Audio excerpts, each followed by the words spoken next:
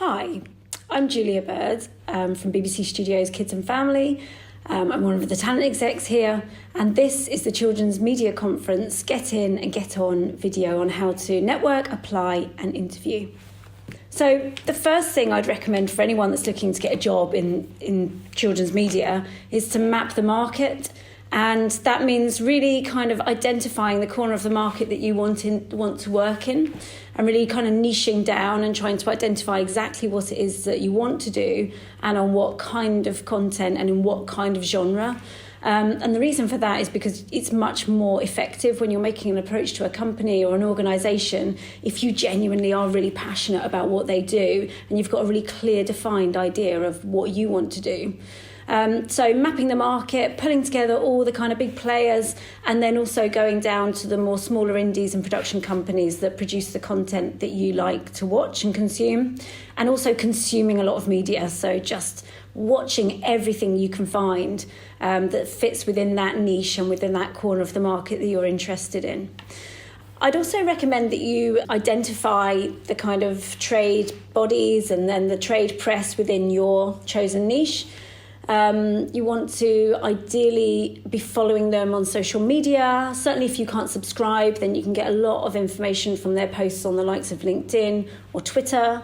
And some of those key players may be Pact or Beck2, Broadcast, or Screen Skills, where they're talking about what's going on in the industry, any training that they have coming up, any trends that they're seeing. And again, just really armouring yourself with as much information as you can so that if you ever get stuck in a lift with somebody or a hiring manager happens to, grace your path at a networking event, you've got something really interesting to say and something you've seen recently which may kind of spark their interest.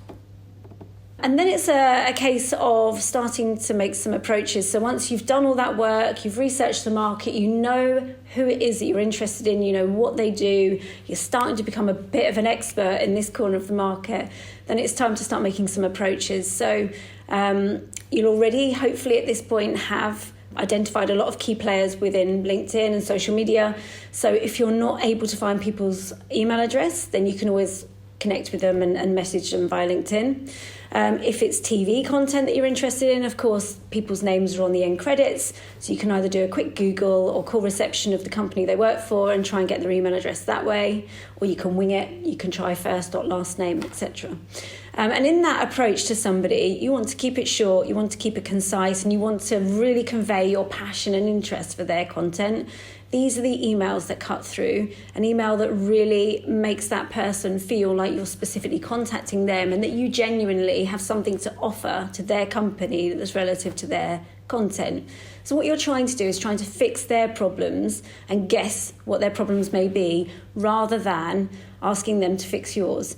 And I get most of the emails I get are people coming to me with their problems, and it's just a lot harder for me to then action that email and do something with it in a very noisy inbox.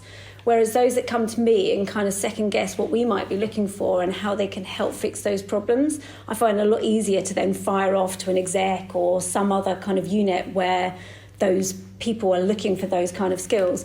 So an example of this may be if somebody came to me and said, I really love that series you've just put out, Phoenix Rise. I think that, one of the main characters, Summer, she's a fantastic actress. I really like that character.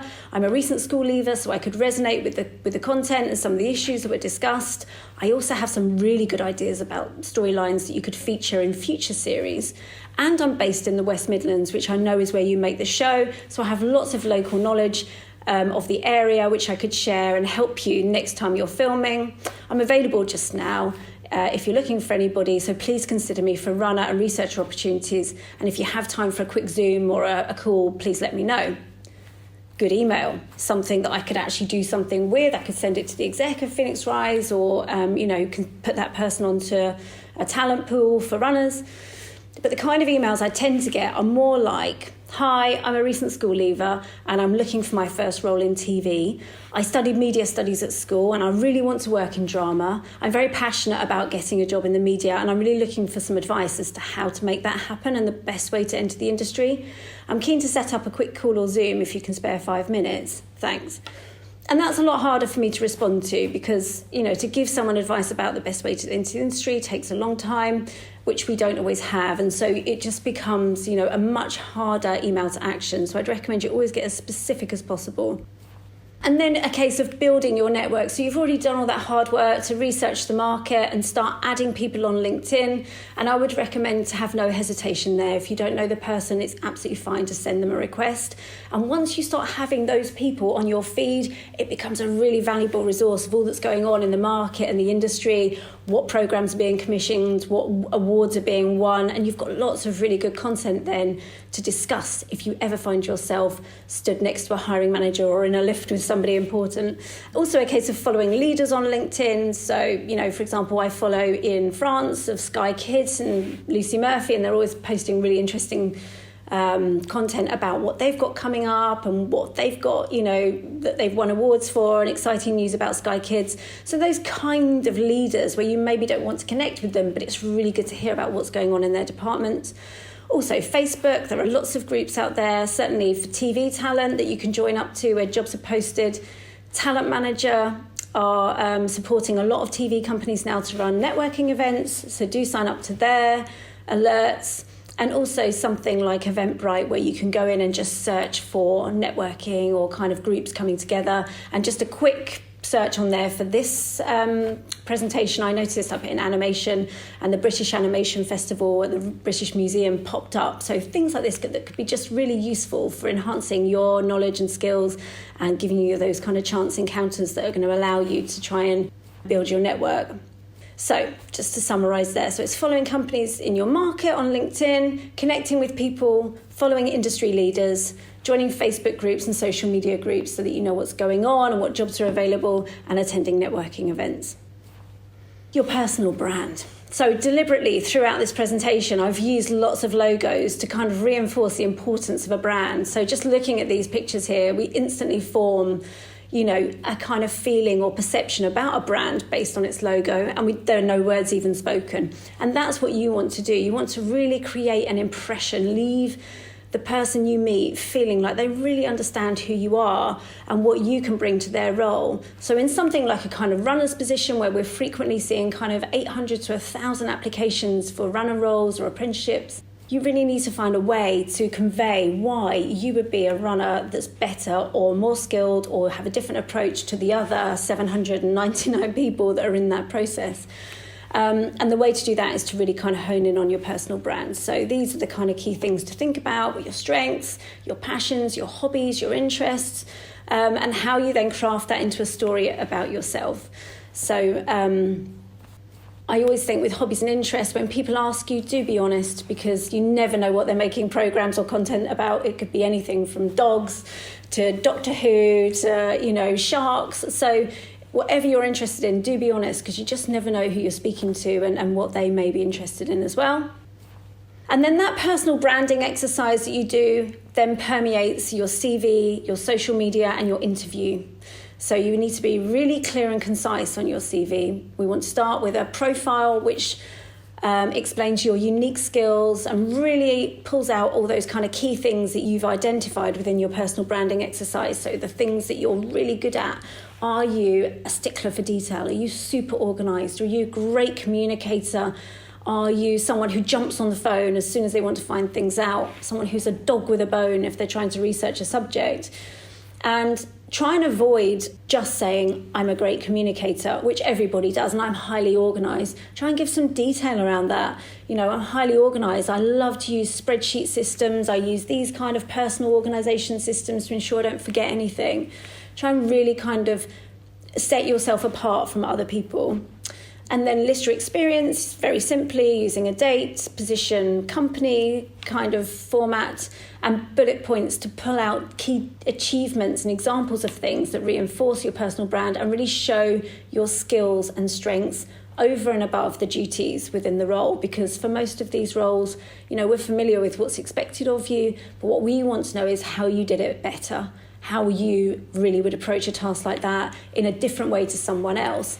So, for example, if you get one day of running, you do such a great job that you're invited back for 2 months, say that on your CV. And then social media, again, reflecting your CV, same kind of information. People will probably look at your profile for about 5 seconds. So just make sure it's all very clear in the headlines and standing out. And then hopefully, once you've sent that CV to a few people with some targeted approaches, you'll be invited back for a chat or an interview.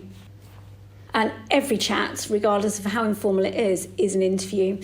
So make sure before you go along that you've researched the company and that the person you're meeting and you've watched their content. Add that person on LinkedIn before you arrive to let them know that you've done your research, and just make sure that you've got some really intelligent things to say about what they make and what you could bring to it. Be clear on what impression you want to leave. So back to that personal branding exercise. They may ask you questions which don't draw out your key skills. So go in with your own agenda. You do need to answer their questions, but you can also weave in those key strengths. So with the example of using lots of PowerPoint or lots of Excel spreadsheets to keep yourself organised, if someone asks you what relevant experience you have for the role, then immediately you can say, well, I know you'll need someone really organised, and actually I'm very good with Excel, and that's how I do a lot of my organisation at home, and so on. And then, again, answering all questions, just reiterating and going over what makes you who you are and why you're so great, your skills, your strengths, your achievements. And as I said before, sharing your interests and not being shy about that, just being open exactly about what you're into, because you just never know what that person might have sitting in a development pile that they need an expert for. And then be really specific about what you want to do and what you want to work on, because as I said at the beginning of all this, it's so much easier for people like myself who are really busy with lots of names and lots of things flying around to help put you in touch with the right people if we know what direction you want to go in, what you want to do, and what area you want to specialise in. I know it's a lot to take in, and I know it can feel really quite daunting at this early stage in your career, but I would just emphasise that a lot of this is about resilience. A lot of this is about just kind of keep going one step after the other, small kind of steps every day, and following the process, and you will get there. So thanks so much for listening to me. That was CMC's Get In, Get On video, and good luck with your future career.